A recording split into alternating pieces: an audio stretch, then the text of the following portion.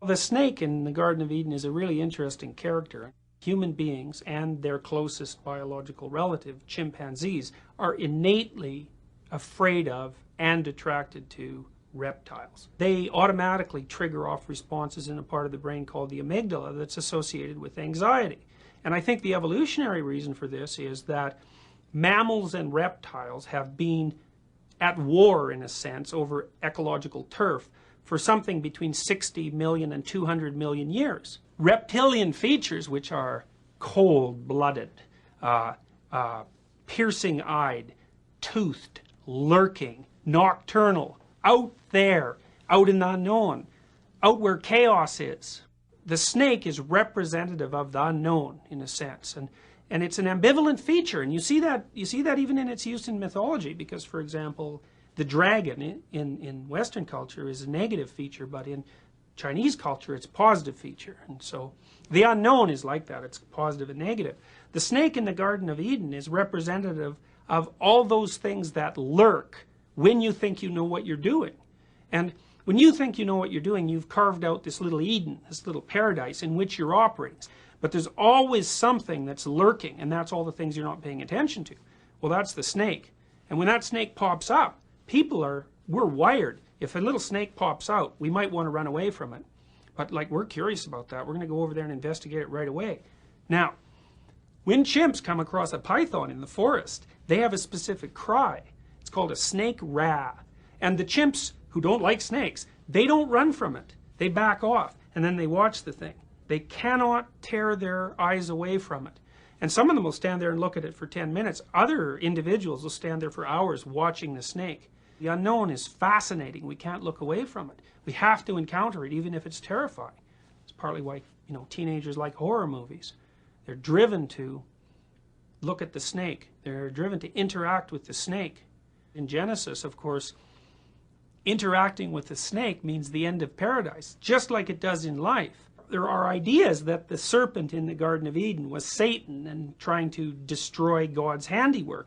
People often look back in their lives and they say, well, I got knocked out of my little paradise by, this particular event. But looking back on it really made me grow up. It really made me mature. Whatever it is that's the serpent in the Garden of Eden certainly plays that role. It's a catalyst. Much of what's unknown is redemptive. Much of what's unknown gives life savor. It provides the kind of excitement that justifies suffering. The injunction behind religious thought, fundamentally, is that you should live your life in such a way that the suffering it has to contain, because you're confined and vulnerable, is justified.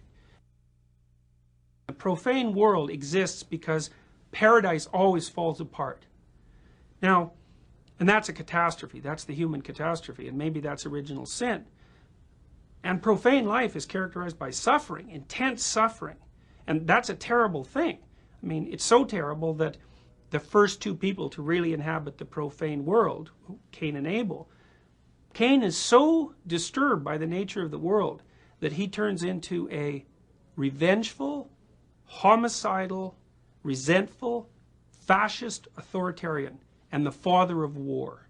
Well, that's how bad profane existence can be. But if you keep going in the same direction, you can get so conscious that the profane conditions of being are no longer tragic. They're acceptable. But you have to live well enough so that the suffering is worth it. If you took advantage of every opportunity you had, if you crawled through every window that was open to you, if you lived as perfectly as you could, your life would be justifiable on its own terms, despite its suffering and despite the tragedy in the world. That's why Kierkegaard said that people are redeemed one by one and not in groups. It's an individual project. I would say human beings are built to take tragedy, but they're not built to take evil. The most unsettling thing isn't that a close relative dies of cancer, unsettling as that is. The most unsettling thing is to be treated casually in a brutal manner for no other reason than the brutality itself. That's what undermines your belief in human existence and in the value of human existence.